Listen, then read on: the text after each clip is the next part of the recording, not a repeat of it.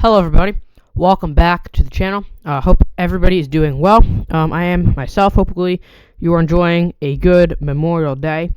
We definitely owe it to soldiers and people who dedicated their lives to our country. Very grateful for that.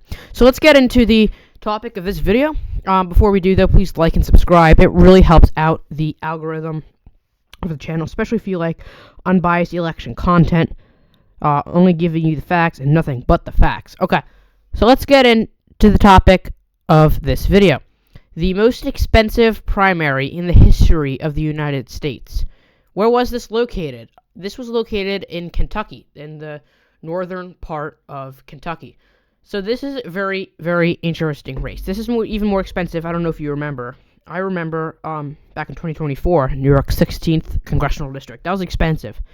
That was for the Democrats. But this election is for the Republicans. And this race is very interesting, in my opinion, because it definitely shows a lot where the Republican Party is going. And if Trump still has a grip and is able to succeed in getting his endorsed candidates to the finish line. He did do it, but it was kind of complicated, right? A lot went into this race, more than just that. A lot of funding and outside sources went into this race between Ed Gallrein and Thomas Massie, the current representative for this district. So I think it would be wise and smart to get right into the results, which basically explains how this worked out. So, as you could tell, Shelby County is Ed Gallrein's home turf. This is where he lives, and Thomas Massie is from Lewis County. That is his home turf. That's where he's from. Both did pretty good performances there. I think I was correct about this, right? A lot of these northern suburban counties, Cincinnati suburbs, Boone County, Kenton County, Campbell County, those are a little bit closer, but those pretty much decided the outcome. The outcome of this race, how this election was going to go. So, let's take a look at how pretty much each place voted. Again, Thomas Massie didn't perform that great in a lot of these counties outside of his home area.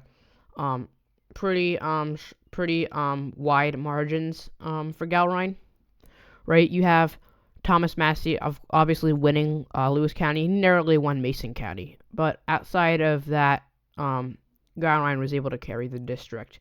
Roughly a 10-point victory. So why was this election very important? Well, for obvious reasons, right? This pretty much was a referendum on Donald Trump, right? Especially for the Republican Party, right? You had, obviously, Ed Gallrein was endorsed by Donald Trump, and Thomas Massie was more of the libertarian, anti-establishment Republican. As you can tell, pretty interesting. A lot of reasons why, well, not a lot, but some reasons why Ed Gallrein won was because of obviously the endorsement, right? President Trump didn't like Thomas Massie because Massie was one of the Republican critics of Donald Trump's more controversial policy decisions, notably the war in Iran, right? That's one of them.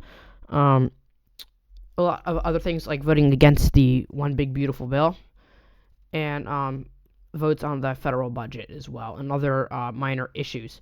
Thomas Massie's definitely, I wouldn't even say he's a liberal. He's still conservative, right? But he's more libertarian, and his libertarian ways are partly why, right? He's not voting because he's a liberal and he wants to vote with the Democrats. He's really voting because those bills often aren't conservative enough, right?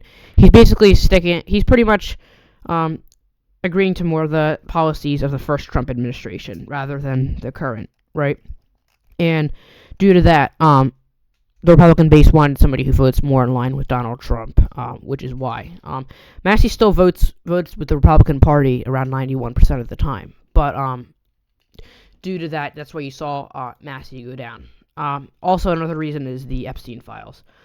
But what I really found interesting is the money that came in, right? Because for the polling, Massie was in the lead mostly. You did see Gallrein a few times, but then by the end it was 50-50, right? I thought this would be a very close race. I think it'd be within the margin of error. It ended up being 10 points.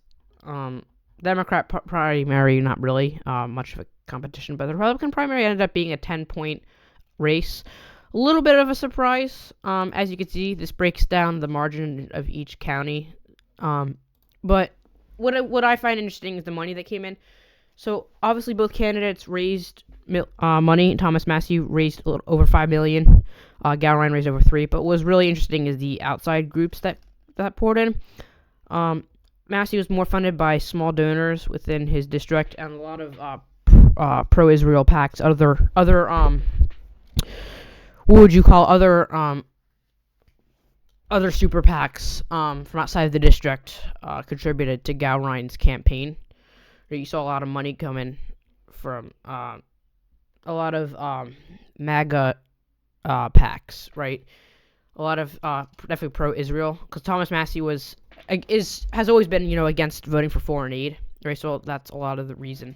Like I would definitely say only people who live in the district should really be donating to candidates, right? I think people should be more do more research on each candidate whenever voting in any election, right? I think people should really be what do you say, more educated on what candidate you vote for, whether you agree with them or not, right? People have their opinions, right? Half the Republicans, roughly over half the Republicans, right? They wanted Gowron. They wanted somebody who would vote more in line with Trump. The more libertarian, conservative Republicans also wanted Thomas Massie. So it's interesting to see how the primary goes. This primary I would definitely say is a referendum on, can Donald Trump still have a say within the Republican Party? I would say yes, he still does. Whether that's slipping or staying the same is debatable, right? It depends on who you ask. Obviously, whoever wins this, whoever would have won this primary, in this case Gowron, or rather it was Massie, would have won this race in the general election by a lot.